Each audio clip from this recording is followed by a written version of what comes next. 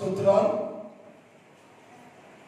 ఈ రాత్రి కాలంలో దేవుడు మనతో మాట్లాడుతున్న సమయం. ఈ వాక్యాన్ని మనం కొంత భాగాన్ని బుధవారం ధ్యానం చేశాం. దేవుని వాగ్దానాలు శ్రేష్టంగా ఉంటాయని, దేవుని వాగ్దానాలు స్వీకరించినప్పుడు మన జీవితాల్లో పేరు పొందుకుంటామని ఇక్కడ రాయబడి ఉంది. ఐగుప్తులో ఉన్నటువంటి ఇశ్రాయేలీయుల్ని దేవుడు బయటకు తీసుకొచ్చాడు అని రాయబడింది. ఐగుప్తులో నుంచి బయటకు వచ్చినటువంటి మనుషులు ఇశ్రాయేలీయులు ఎక్కడికి వెళ్ళాలి అంటే కనాన్ దేశంలోకి ప్రయాణం చేయాలి. భారతంలో ఉన్నారు. ఈ దేశంలో నుంచి ఈ దేశంలో రావడానికి వారు ప్రయాణం చేస్తూ ఉన్నారు. ప్రయాణం చేయాలి. ప్రయాణానికి ముందుగా వారు బయటికి రాగానే ఏం చెయ్యాలో అని చెప్పబడింది. ఏం చెప్పేటైనా మీరు ఇశ్రాయేలు అందరూ ఐగుప్తులో నుండి బయటికి తీసుకురాబడ్డారు కదా, వచ్చుగాక మీరు ప్రయాణం ప్రారంభంలో ఏం చేయాలంటే ఒకటి దేవుని ఆరాధన చేయాలి అని చెప్తున్నాం. అంటే మనం కూడా లోకంలో నుంచి లోకమనబడే ఈ ఐగుప్తులో నుంచి బయటకు వచ్చిన మనము ఏం చెయ్యాలంటే దేవుని ఆరాధన చెయ్యాలి. ఆరాధన అంటే నమస్కారం చేయటం, ఆరాధన అంటే భక్తుట, ఆరాధన అంటే సాగిపోవటం అనే విషయాలు నేర్చుకున్నాం. రెండోది, ఇశ్రాయేలు బయటకు వచ్చినాక ఏం చెయ్యాలంటే రెండోది వాక్యము విని మార్చుకోవాలి అని నేర్చుకున్నాం. ఒక వ్యక్తి మార్చబడాలంటే ఎలా, ఒక వ్యక్తి మార్పు చెందాలంటే ఎలా చెందుతాడో అనే విషయాలు కొంత ధ్యానం చేసేవారు. సృష్టిలో ఎవరైనా ఒక వ్యక్తి పరిశుద్ధుడు కావాలి, మార్చబడాలి, మారు మన స్వరూపంలోకి రావాలంటే ఏంటి మార్గము అంటే ఒకే ఒక మార్గము, యేసుక్రీస్తు ప్రభువు యొక్క వాక్యాన్ని వినాలి. వాక్యం విన్నవారు మాత్రమే మారు మనసు పొంది మార్పు చెందుతారని లేఖనాల్లో రాయబడి ఉంది. అంటే ప్రజలు మార్పు చెందడానికి, మార్చుకోవడానికి రకరకాల ప్రయత్నం చేస్తామా. మార్చాలని ప్రపంచం తిరుగుతూ ఉంటారు కొంతమంది. ఎక్కడికి మార్పు అనేది వాక్యం లేకుండా, వాక్యం నీలో లేకుండా, వాక్యం వినకుండా ప్రపంచం తిరిగి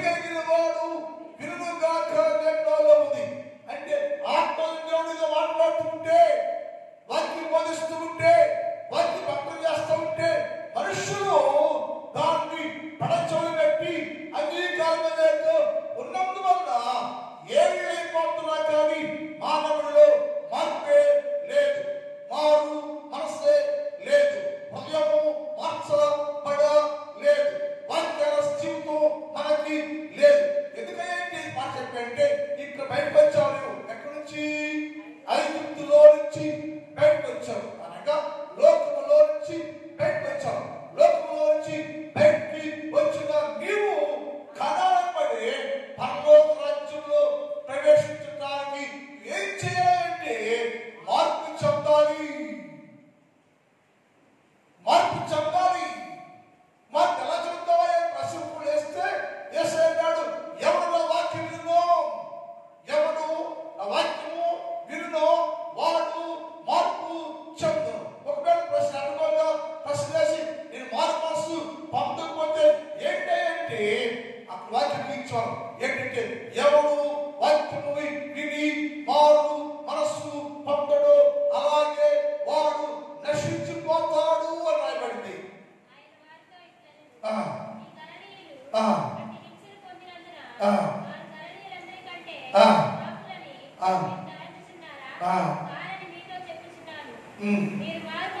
మీరు మారు మనస్సు పొందని ఎడల మీరందరూ అలాగే నశించదు.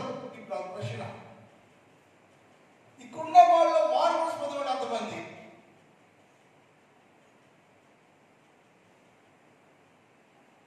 మనం బయటకు వచ్చాక ఐగుప్తుల నుంచి బయటకు వచ్చిన మనం మారు మనసు పొందడం ఎంతమంది ఉన్నారు? మరి మేము బయటకు వచ్చే కట్టుకుంటూ మాకు వచ్చేవారు మారు మనసు జీవితం అంటే ఏంటి అసలు? మారు మనసు లేకపోతే పరలోక రాజ్యం లేదని ఆయన. పరలోక రాజ్యంలో ప్రవేశించాలంటే ప్రతి క్రైస్తవుడు మార్పు చెందాలి. అది ఏమిటంటే వాక్యం వినాలి. వాక్యం విని మార్చబడే వారిగా ఉన్నప్పుడు నీ జీవితంలో గొప్ప కార్యం చూస్తామని మరి విన్నాం. అందుకు ఉదాహరణకు మాట చెప్తాను. చూడండి, సామెతల గ్రంథం 1వ అధ్యాయం 33 చదువుదాం. సామెతలు 1:33. సామెతలు 1:33. నా ఉపదేశం అంగీకరించాలి, నా వాక్యాన్ని అంగీకరించేవాడు, నా వాక్యాన్ని అంగీకరించేవాడు సురక్షితముగా ఉండను, క్షేమకరముగా ఉండను. ఎక్కడో ఇక్కడ కాదు, ఇక్కడ కాదు, ఎక్కడ? పరలోక రాజ్యంలో, అనగా నీ కొరకు ఏర్పరిచిన స్థలములో నీవు సురక్షితముగా ఉండువు. అది ఏం చేయాలి అంటే వాక్యాన్ని వినాలి. ఉపదేశము బోధిస్తున్నప్పుడు, హెచ్చరిస్తున్నప్పుడు, గర్జిస్తున్నప్పుడు, సువార్త వెలజల్లి బోధిస్తున్నప్పుడు ఎవరి ప్రతి ఒక్కరూ ఏం చేయాలంటే ఉపదేశాన్ని విని జీవిస్తే వారు సురక్షితముగా ఉండరు, క్షేమంగా ఉంటారు.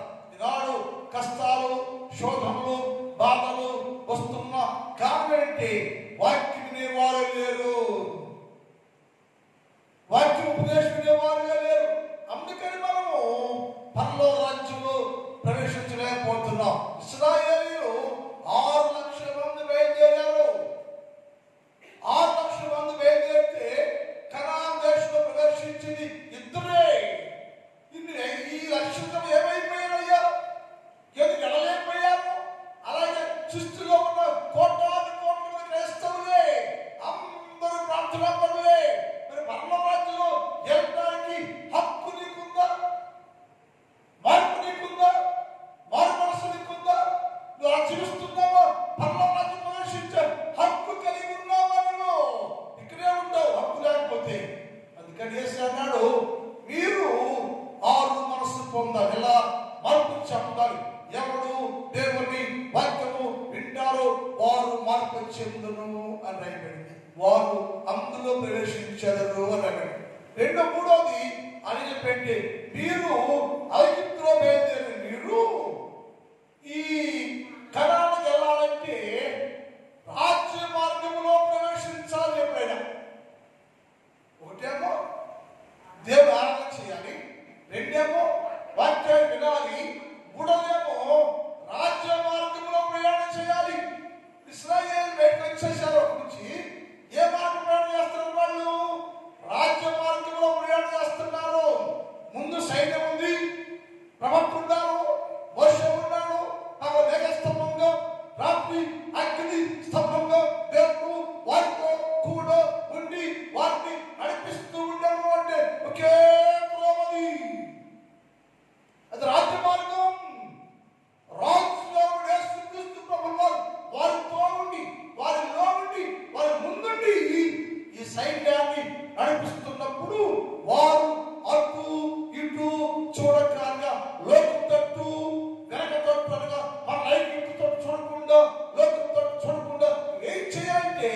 సూటిగా రాజ్య మార్గములో ప్రవేశించాలి, రాజ్య మార్గంలో నడవాలి, రాజ్య మార్గంలో నడవాలి. నువ్వు నడవటానికి కోసం నా దేవుడు రాజ్య మార్గాన్ని నీ కోసం ఏర్పాటు చేశాడు. ఇప్పుడు దాకా ఐగుప్తులో వంకర మార్గాలు జీవించావు, ఐగుప్తులో నువ్వు వంకర త్రోవలు నడిచావు. నువ్వు ఆ వంకర త్రోవ మార్చుకుని ఏం చేయాలంటే రాజ్య మార్గములో సాగిపోతూ ఉండాలి, రాజ్య మార్గంలో నడవాలి.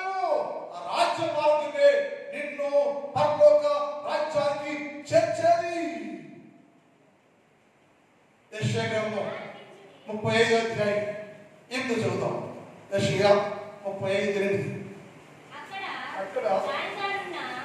అక్కడ దారిగా ఉన్న రాజ్య మార్గము ఏర్పాటు చేయలేదు. ఎవరి కోసం? ఐగుప్తు బయలుదేరే బయటకు వచ్చారే వాళ్ళు కానాను దేశం ఎవరనుకుంటారే బయటకు వచ్చి మొత్తం ఒక్కరు అంటే లోకములో నుంచి, పాపములో నుంచి, శాపములో నుంచి, ప్రస్తుత అంధకార సంబంధులకు అధికారంలో నుంచి బయటికి వచ్చిన ప్రతి వ్యక్తి రాజ్య మార్గంలో ప్రయాణం చేయాలి. అది నీ కోసం ఏర్పాటు చేయబడింది. అక్కడ రాజ్య మార్గము నీ కోసం ఏర్పాటు చేయబడింది. అందులో ప్రవేశించడానికి ఏం చేయాలంటే రాజ్య మార్గంలో ప్రయాణము చేయాలి. రాజ్య మార్గం విడిచిపెట్టేసి రాజ్య మార్గం కాకుండా సొంత మార్గం ఏర్పాటు చేసుకుంటే ఎన్నటికీ నువ్వు అందులో ప్రవేశించలేవు. ఇశ్రాయేలు వలె మార్గంలోనే ఆగిపోతూ ఉంటావు. ఆగిపోకుండా సాఫీగా నువ్వు అందులో ప్రవేశించడానికి ఏం చెయ్యాలి అంటే మనుషులందరూ రాజ్య మార్గంలో ప్రవేశిస్తున్నారు. మరి ఎప్పుడైతే రాజ్య మార్గంలో ప్రయాణం చేయడం గమనించుకుంటామో, రాజ్య మార్గంలో ప్రయాణం చేస్తూ ఉంటామో అప్పుడు శత్రువు వచ్చి అడ్డేస్తాక ఈ రాజ్య మార్గంలో చివరిదాకా సాగిపోకుండా, రాజ్య మార్గంలో ఉండ చివరిదాకా పరలోక రాజ్యం ప్రవేశించకుండా ఆటంకపరిచి ఆత్మీయ జీవితాన్ని పాడు చేసి భంగపరిచి పడబట్టి మన పార్టీగా చేసి వేరొక మార్గంలో సాగిపోయేవాడు చేయడానికి శత్రువైన సాతాను ఈ మార్గంలోకి వచ్చి అడ్డులు పడతాడంట. ఈ మార్గంలోకి వచ్చి అడ్డంగా పడిపోతాడంట. ఏ అలాగే లేదు అని చూడమాట.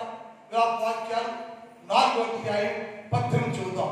విలాప వాక్యాలు 4:18. రాజవీధులలో ఎక్కడ మనం ఎక్కడ ప్రయాణం ప్రారంభం చేసేవాము? ప్రయాణం ఎక్కడ ప్రారంభం చేసాము? ఐగుప్తులో బయటకు వచ్చేసాం. ప్రయాణం ప్రారంభం చేసాం. ఎక్కడికి ప్రయాణం? ఎక్కడికి? కానాను దేశం. అంటే పరలోకం ప్రయాణం చేసాం. నీవు ప్రయాణం చేస్తావంటే కిలోమీటర్ 5 సంవత్సరాల రాజవీధులలో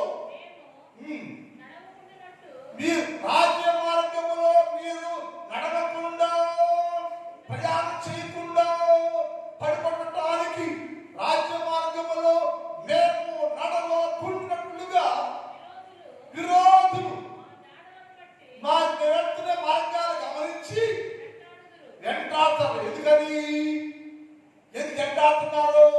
నిన్ను రాజ్య మార్గంలో నడవకుండా చేయాలి, రాజ్య మార్గంలో సాగిపోకుండా ఆటంకం చేయాలి, రాజ్య మార్గంలో సాగిపోకుండా పడగొట్టాలని శత్రువైన సాతానుడు నీ మార్గాలను అనుసరిస్తుంటే ఎప్పుడైతే నువ్వు ఐగుప్తులో నుంచి బయటకు వచ్చి ఆత్మీయ జీవితాన్ని ప్రారంభించావో, ఐగుప్తులో నుండి బయటకు వచ్చి పరిశుద్ధ జీవితాన్ని ప్రారంభించావో, ఐగుప్తులో బయటకు వచ్చి విశ్వాస జీవితాన్ని కొనసాగిస్తూ ప్రయాణం చేస్తూ ఉన్నావో, ఆత్మీయ జీవితాన్ని అటకాయించి ఆటంకపరిచి గమనించాలనుకోకుండా నిన్ను పాడు చేయడానికి ఈ రాజ్య మార్గంలోనికి ఎవరి చెంత సాతానుడు శత్రువు వేగంగా బయలుదేరి నువ్వు వెళ్ళే నీ అడుగు చాలు చప్పుడు వింటూ నీ మార్గాల్లోకి అడ్డముగా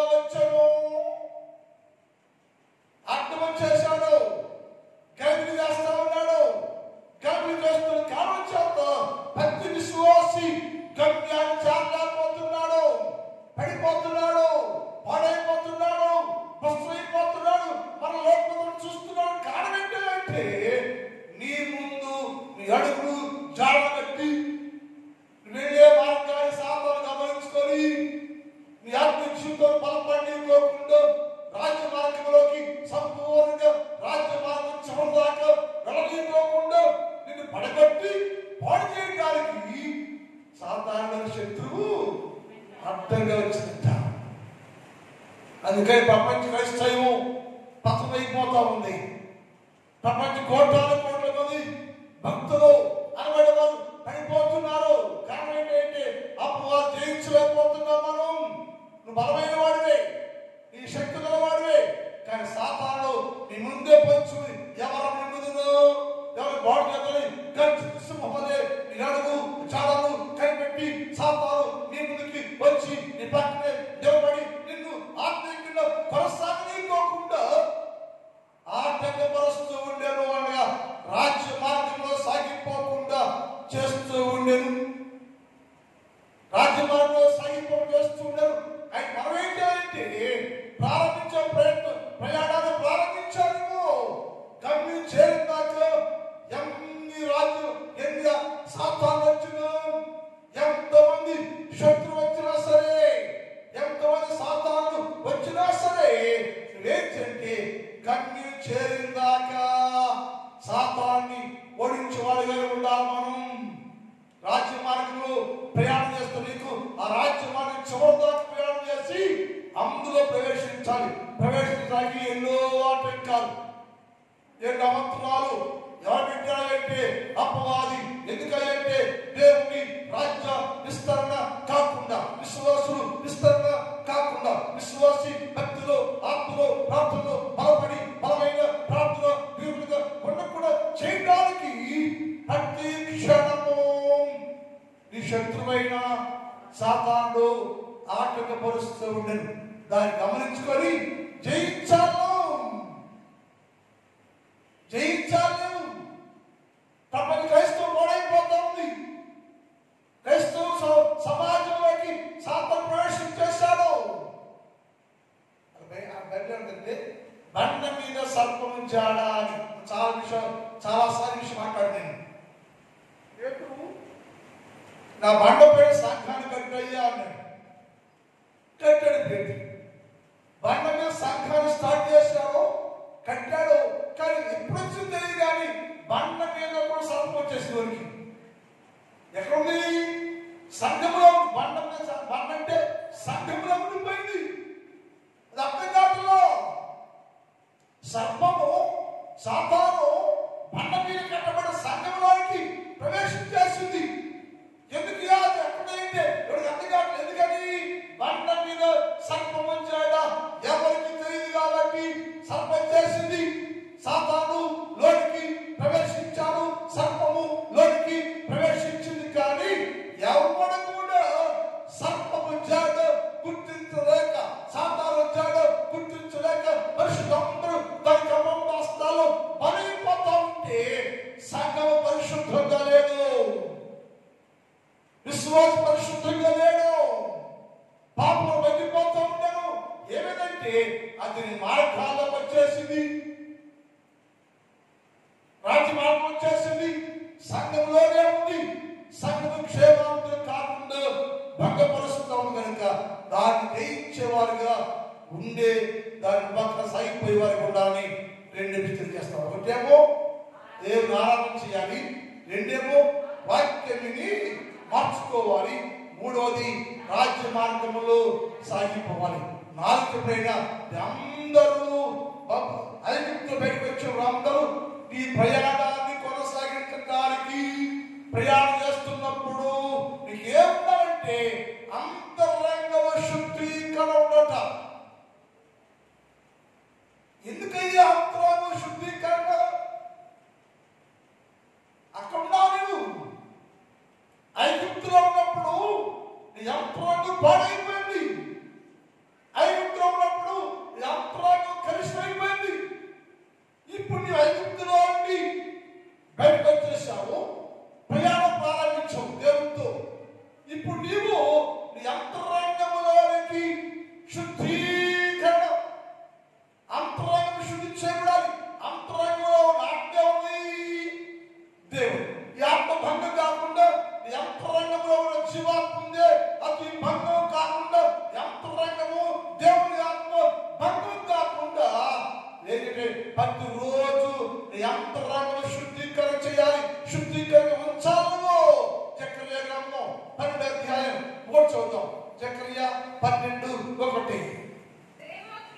దేవోక్తి దేవోక్తి ఇశ్రాయేలుల గురించి యెహోవాకంట దేవుని మాట అంటే ఇశ్రాయేలుతో మాట్లాడుతుందట. దేవోక్తి ఇశ్రాయేలు ప్రత్యక్షమై ఇలాగ మాట్లాడసాగాడు. దేవోక్తి ఇశ్రాయేలుకు ప్రత్యక్షమై ఇశ్రాయేలుతో ఇలాగూ మాట్లాడ ప్రారంభించను. ఆకాశ మండలములను విశాలపరచి భూమికి పునాది వేసి మనిషి యొక్క అంతరంగంలో జీవాత్మ పెట్టింది ఎవరయ్యానే? అంతరంగంలో జీవాత్మ పెట్టింది లేదు కాబట్టి ఈ జీవాత్మ ఉందే అంతరంగము లో ఉన్న జీవాత్మ, ఈ అంతరంగము నీలో ఉన్న జీవాత్మ ఎక్కడ కలుషితము అవటానికి వీలు లేదు. ఐగుప్తు వైపు వచ్చిన తర్వాత యేసు క్రీస్తు ప్రభుతో ప్రయాణం సాగిస్తున్న నీవు ప్రతి క్షణము నీ అంతరంగాన్ని శుద్ధీకరించాలి. అంతరంగంలో జీవాత్మ ఉందే, జీవం ఉందే, ఆత్మ ఉందే, అగ్ని ఉంది. దేవుని ఉంది, జీవాత్మలో ఉంది, జీవం అయింది కాబట్టి ఆత్మ ఏం చేయాలంటే ప్రతిరోజు నీవు అంతరంగము శుద్ధీకరగలిగి ఉన్నప్పుడే ఐగుప్తులో పెట్టొచ్చు నీవు కనాన్ దేశంలో ప్రవేశించగలవు. కనాన్లోకి ప్రయాణం చేసేవారు ఎలా ఉంటే అంతరంగిక శుద్ధీకరణ కలిగి ఉండాలి. అనగా పరలోక రాజ్యంలో ప్రవేశించడానికి సిద్ధపడుతున్న ప్రతి క్రైస్తవుడు, ప్రతి విశ్వాసి ఎలా ఉండాలంటే అంతరంగ శుద్ధీకరణ కలిగి ఉండాలి. అంతరంగంలో ఉన్న ఆత్మ శుద్ధిగా ఉండాలి. అంతరంగము ఆత్మ శుద్ధిగా లేకపోతే ఎప్పటికీ నువ్వు కనాన్ దేశంలో ప్రవేశించలేవు. ఎప్పటికీ నువ్వు పరలోక రాజ్యంలో ప్రవేశించే హక్కు అర్హత నీకు ఉండదు. ఉండాలి అంటే ప్రతి క్షణము నీవు అంతరంగ శుద్ధీకరణ, అంతరంగంలో జీవాత్మ శుద్ధీకరణ, అంతరంగ ఆత్మ శుద్ధి చేయబడి ఉండాలి. 2 కొరింథీ పత్రిక 7వ అధ్యాయం 1 చూద్దాం. 2 కొరింథీ పత్రిక 1:7 ప్రియులారా మనకి వాగ్దానములు ఉన్నవి. ఏంట వాగ్దానము? ప్రియులారా మనకు వాగ్దానం ఉంది.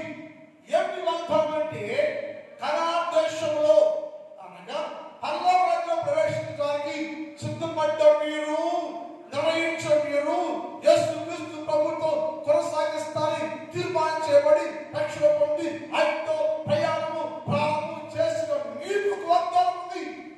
ఏంటి వాగ్దానం అంటే నిత్యము మీరు అంతరంగ శుద్ధీకరణ కలిగి ఉండాలి. ఈ అంతరంగంలో శుద్ధీకరణ కలిగి ఉండాలి. అది కలిగి ఉండాలంటే భయం ఉండాలట. ఆ శుద్ధీకరణ రావాలంటే భయం. అయ్యో రక్షణ పొందే కదా, మార్పు చెప్పే కదా, ఐగుప్తులో బయటకు వచ్చే కదా, యేసు క్రీస్తు ప్రభుతో నా ప్రయాణాన్ని కొనసాగిస్తున్నాను కదా, ఈ కొనసాగింపులో ఈ ప్రయాణంలో నా అంతరంగము భ్రష్టమైపోతుందా, అంతరంగం పాడైపోతుందా, నా అంతరంగం కలుషితమైపోతుందా, అంతరంగంలో దేవునికి చోటు లేదా అని ప్రతి క్షణము ప్రతి విశ్వాసి ఏం చేయాలంటే పరిశీలన చేయాలి. చేసుకుని అంతరంగం ఒకవేళ శుద్ధీకరణ లేకపోతే, అంతరంగ శుద్ధిగా లేకపోతే, అంతరంగ జీవాత్మ శుద్ధి చేయబడకపోతే భయం ఉంటాయో, నా అంతరంగం సరిగా లేదే, నా ప్రయాణం ప్రభుత్వం ఉంది కదా, నా ప్రయాణాన్ని యేసు క్రీస్తు ప్రభుత్వం ప్రయాణం చేస్తున్నాను, నేను చేస్తున్నప్పుడు నా అంతరంగము శుద్ధిగా లేకపోతే, పవిత్రంగా లేకపోతే, నా లోపల కపటము కల్మషము ఉంటే నేను దేవుని రాజ్య సంబంధిగా ఉండే హక్కు నాకు లేదని గ్రహించుకొని ప్రతి ఒక్కరూ దేవుని రాజ్యంలో ప్రవేశించడానికి అంతరంగము శుద్ధి చేయబడే వారికి ఉండాలి. వాక్యం చేయమా? దేవుని భయంతో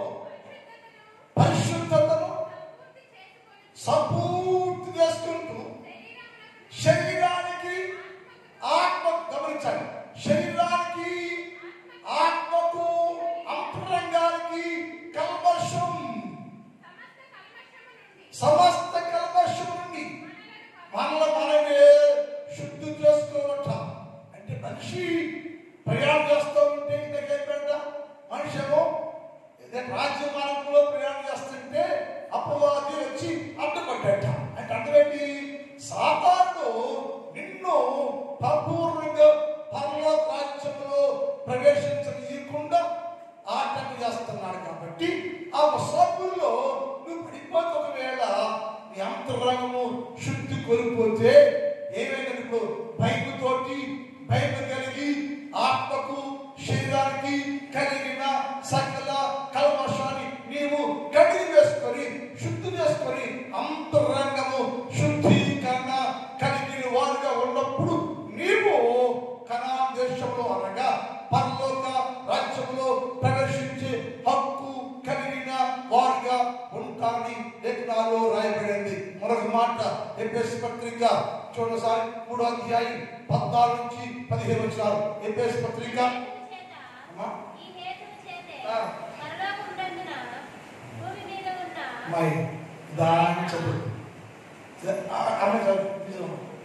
చదువు. ఈ హేతువు చేత పరలోకమందు భూమి మీద ఉన్న ప్రతి కుటుంబం ఏ తండ్రిని బట్టి కుటుంబం కలబడుతుందో నీ కుటుంబం ఏ కుటుంబయ్యా? మనందరూ కుటుంబం తండ్రి ఎవరయ్యా? ఏ తండ్రిని బట్టి క్రైస్తవ సంఘము, ఏ తండ్రిని బట్టి విశ్వాసి, ఏ తండ్రిని బట్టి కుటుంబంగా చేర్చబడ్డామో ఆ కుటుంబం అంటే ఆ తండ్రి ముందు నేను మోకరించి ఆ తండ్రిని మోకరించాక అంతరంగ పురుషుని అంతరంగ పురుషుని పవిత్రంగా అసలు తండ్రి ముందుకు వచ్చాను, మోకాలు చేశాము, ప్రార్థన చేసుకుంటాం, వెళ్ళిపోతాం. మరి అంతరంగ పని మనకి కనబడదండి. లోకం చూస్తే ఏంటంటే లోకానికి ఏం కావాలా? బాహ్యం కావాలా? బాహ్యం బాగుందా? వెరీ గుడ్, విశ్వాసం అనుకుంటాం మనం. నేనంట యేసు అన్నాడు, నీ బాహ్య పనేమి లేదు, నీ బాహ్యం అవసరమే లేదు. నువ్వు అందంగా ఉండా, అందం లేకపోవడం నీ బాహ్యం అవసరమే లేదు. నీ అంతరంగం యేసుకి కావాల్సిన అంతరంగం అంటే తండ్రి ముందట నువ్వు మోకరించి, తండ్రి ముందు నువ్వు మోకరించి ఏం చెప్పంటయ్యా? నా అంతరంగం చూడయ్యా, నా అంతరంగం ఉందే నీదయ్యది, దీన్ని కోరుకుంటున్నావు నేను. నా అంతరంగం పరిశుద్ధి కోరుకుంటున్నావు. అంతరంగంలో ఉన్న కల్మషం ఉంటే, అంతరంగంలో కపటం ఉంటే శుద్ధి చేయాలి. అంతరంగ పురుషుడి ముందు తండ్రి ముందు మోకరించి అంతరంగాన్ని బట్టి ప్రార్థించేట. తర్వాత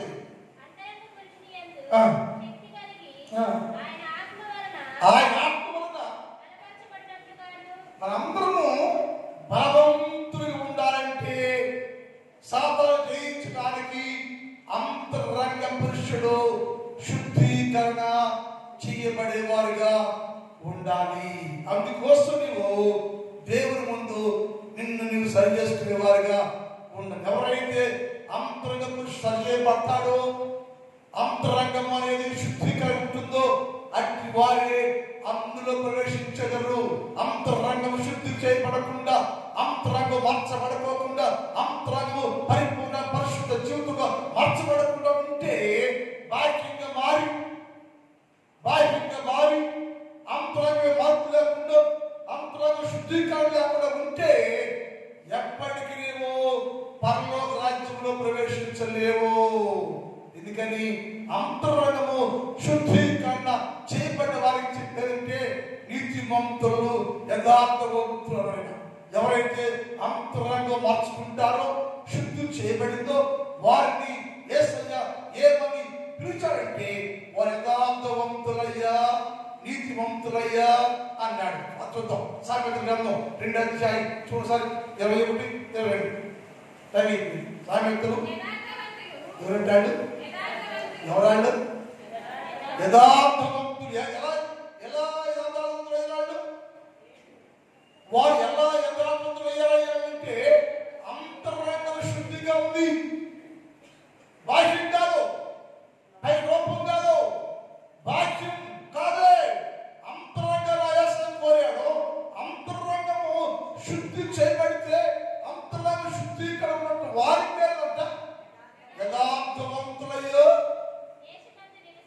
యథార్థవంతులు దేశమందు నివసించెదరు.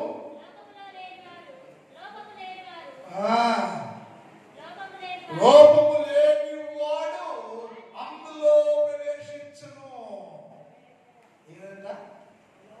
అంతరంగ పురుషుడు అంతరంగం చూసుకుంటే అంతరంగంలో ఏ లోపము లేకుండా ఉంటే వాడు ఆ దేశంలో ప్రవేశించును, అందులో ప్రవేశించును. లోపం ఉంటే, అంతరంగం లోపం ఉంటే, దోషం ఉంటే, కపటం ఉంటే, కల్మషం ఉంటే ఎప్పటికీ నువ్వు యథార్థవంతులుగా మార్చబడే అవకాశం లేదు. యథార్థవంతులు కాదు, నువ్వు పాపాత్మలు జాగ్రత్తగా ఉంటావు.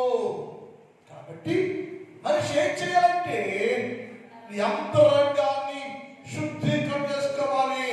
నీ బాహ్య అలంకారం ఎవరికి అవసరం, మనుషులు కోరుకోవడం బాహ్య అలంకారం కానీ యేసు ప్రభు కావాల్సింది నీ బాహ్యంగా పరిశుద్ధత ఉంటే, అంతరంగం శుద్ధీకరణ ఉంటే దానిని యేసయ్య ఇష్టపడుతూ ఉంటాడు. వారి పేరు ఆత్మవంతులు, వారందరూ ప్రవేశించరు దేశంలో అనగా లోపము లేనివాడు.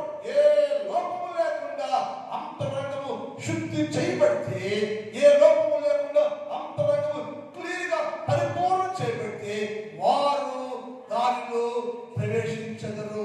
కనాన్ దేశంలో ప్రవేశించదరు, పరలోకంలో ప్రవేశించదు. అందులో ప్రవేశించడానికి మన ప్రయాస. కానీ ఎప్పటికప్పుడు దాన్ని క్లీన్ చేసుకోకుండా, శుద్ధీకరణ లేకోకుండా ఉంటే నాకు పరలోకం వచ్చేస్తుందిలే అనుకుని రాదండి. నేను మొన్న చెప్పా, యేసు ప్రభు వచ్చినప్పుడు ఏమంటాడ, నేను వేసే స్వయంగా మాట్లాడి శిష్యులతో మాట్లాడు, శిష్యులారా నేను వచ్చి దినములో ఎవరిలోనైనా విశ్వాసము ఉండుట నేను కనుకొందునా, విశ్వాసాన్ని గుర్తిస్తారా, ఒక్కడైనా విశ్వాసం ఉంటుందా అని అడిగేసయ్యా. ఇన్ని కోటాను కోట్ల మంది మనుషులు ఉంటే ఆ భౌతిక దేశానికి అందరూ వేస్తారులే, కానీ నన్ను అనుసరించే విశ్వాసం లేకపోతే ఆ నాటికడానికి విశ్వాసం ఉండట. ఎందుకుంటే రాజ్యమాన్ని సాగిపోతుంటే సాతాను దాడి, శత్రువు దాడి, అపవాది దాడి, రకరకాల దాడికి మనిషి వంగిపోయి తనకున్న పరిశుద్ధ జీవితాన్ని కోల్పోయి మనుషులందరూ భ్రష్టులైపోతా ఉంటే విశ్వాసం ఎక్కడ విశ్వాసం విశ్వాసం ఉందా? విశ్వాసం మీరు ఎలా చెప్తే విశ్వాసం విశ్వాసానికి రుజువు ఉందని చెప్పు. క్రియ ఉందా? విశ్వాసం అంటే విశ్వాసం ఎవరంటాం? విశ్వాసం అవ్వండి అంట. పక్క సోదరు ఎవరు దగ్గర నుంచి విశ్వాసం అని చెప్తుందా సంధ్య? నీ పక్క విశ్వాసం మాట్లాడు అమ్మా చూస్తారా? ఒకటిలో అత్త కోళ్ళు ఉంటారు, తోడి కోళ్ళు ఉంటారు. వాళ్ళందరూ బాప్తిస్మం పొందారంటే రక్షణ పొందారు, భక్తులు ఉంటారు. మాట్లాడుతున్నారు. ఆయనకు ఇంటి రాదు, ఇంటికి ఆయనకి వెళ్దాం. ఎదురు పెడితే అక్కతో దిగలింది, ఇది అందరికి వెళ్ళింది. నీ విశ్వాసం అవుతావు. నువ్వు విశ్వాసం నువ్వు నీ పొరుగు సమాధానం లేకుండా విశ్వాసం కాదు. నీ పొరుగు సమాధానం లేకుండా విశ్వాసం అవుతాను. విశ్వాసం అంటే అన్ని కోణాల్లో తగ్గింపు కలిగిన వాడు, మార్చబడిన వాడు, పరిపూర్ణ శుద్ధీకరణ కలిగిన వాడు, అంతరంగ శుద్ధీకరణ కలిగిన వాడు విశ్వాసి. వాడు పూర్తి చేసుకోవడం శ్రమ, నింద, వేదన, బాధ, అవమానం ఎన్ని కైనా సరే దానిలో నుంచి బయట కొంచెం చాలే చాలు. దేవుడు బిడ్డలారా, రాత్రి కాలంలో యేసయ్య చెప్తుంటే మీరు ఐగుప్తులోని బయటకు వచ్చారు, కనాను దేశం వెళ్ళాలి, పరలోకానికి వెళ్ళాలి. మీరు వెళ్ళాలి అంటే యంత్రం శుద్ధీకరణ చాలా శ్రేష్టం. అది కలిగి ఉంటేనే నీవు అందులో ప్రవేశిస్తావు. ప్రార్థించేద్దాం. టైం అయిపోయింది. మిగిలిన భాగాన్ని రేపటి కాలంలో ధ్యానించేద్దాం. మా గరుడైన తండ్రి, నీ పాదములకు స్తోత్రాలు. ఈ రాత్రి కాలంలో ఒక శ్రేష్టమైన సంతోషాన్ని, సందేశాన్ని నాకు ఇచ్చారయ్యా. ఐగుప్తులో నుంచి బయటకు వచ్చిన ప్రతి వ్యక్తి ప్రయాణం చేస్తున్నాడయ్యా. ఎక్కడికి నీ ప్రయాణం అంటే కనాన్ దేశంలోనికి. ఈ ప్రయాణంలో ప్రభు ఎక్కడ మేము కలుషితం కాకుండా, మలిమైపోకుండా, అంతరంగానికి శరీరానికి ఎక్కడ కలవర్షము అంటకుండా ప్రతి బిడ్డ ప్రభు తన్ను తాను శుద్ధిపరచుకుంటూ నిజమైన విశ్వాసిగా నీలో కొనసాగే భాగ్యము దయచేయమని ప్రార్థన చేస్తున్నాం తండ్రి. మా ప్రయాణం చేస్తున్నప్పుడయ్యా రాజ్య మార్గంలో సాగిపోతుంటే సాతాను ఆటంకపరిచి అటకాయించి ఆత్మ జీవితాన్ని పాడు చేయడానికి రకరకాల ప్రణాళికలు వేస్తున్నప్పుడయ్యా దాన్ని జయిస్తూ విజయవంతమైన క్రైస్తవ వీరులుగా నేను సాగిపోవటానికి సహాయం చేయమని ప్రార్థన చేస్తున్నాం తండ్రి. రాత్రి కాలంలో ఈ స్థానంలో ఉన్న ప్రతి బిడ్డ ప్రభు రాజ్యంలోకి ప్రవేశించడానికి తగిన అర్హత కలిగి ఉండే భాగ్యము దయచేయండి. నా సంఘాన్ని దీవించండి, నా సంఘంలో ప్రతి కుటుంబాన్ని దీవించండి, ఆశీర్వదించండి. రాత్రి ప్రతి బిడ్డను దీవించి పంపించమని యేసు వారి పరిశుద్ధ నామములో ప్రార్థిస్తున్నాం తండ్రి. తండ్రి దేవుని ప్రేమ, కుమారుడు యేసుక్రీస్తు వారి కృప, పరిశుద్ధాత్మ దేవుని యొక్క అన్య సహవాసం ఇప్పుడు ఎప్పుడు ఎల్లప్పుడు చాలా కాలము అందరి తోడేయుడును గాక. హల్లెలూయా హల్లెలూయా. ఎందుకు వందనాలంటే క్షేమం రండి.